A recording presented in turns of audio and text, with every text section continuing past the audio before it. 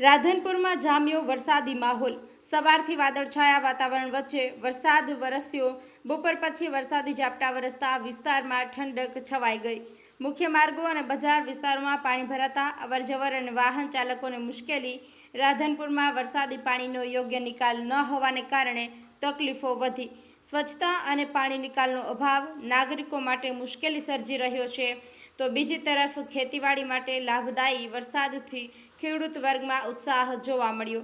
શહેરના મુખ્ય વિસ્તારોમાં પાણી ભરાવાની સ્થિતિ સર્જાઈ। હવામાન વિભાગે આપ્યું એલર્ટ। આવતીકાલે પણ વધુ વરસાદની શક્યતા।